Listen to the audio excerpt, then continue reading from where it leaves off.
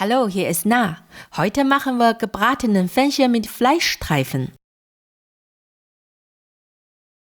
Wir schneiden zuerst den Fenchel. In der Mitte einmal durchschneiden. Nochmal durchschneiden.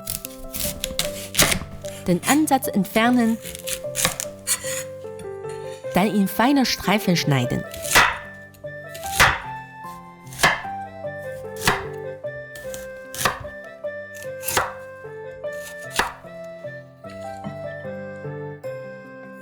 Möhren in Streifen schneiden.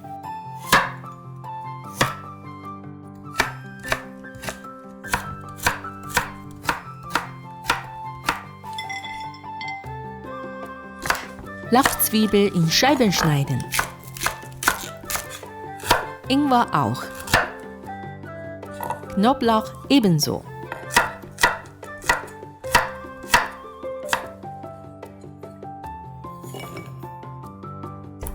Schweinerückensteak in Streifen schneiden.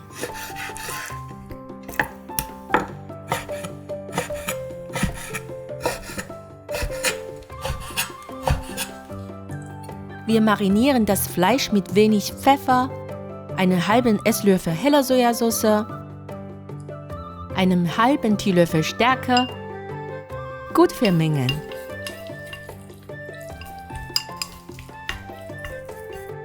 Ein Schuss Öl in die heiße Pfanne. Das Fleisch vorab kurz braten.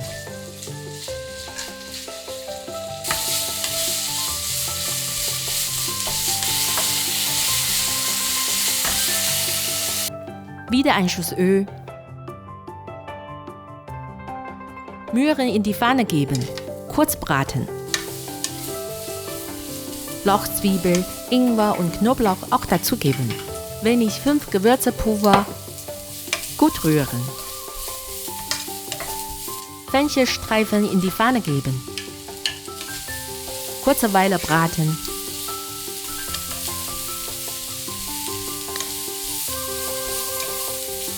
Mit einem Esslöffel heller Sojasauce, einem Esslöffel Austensauce abschmecken.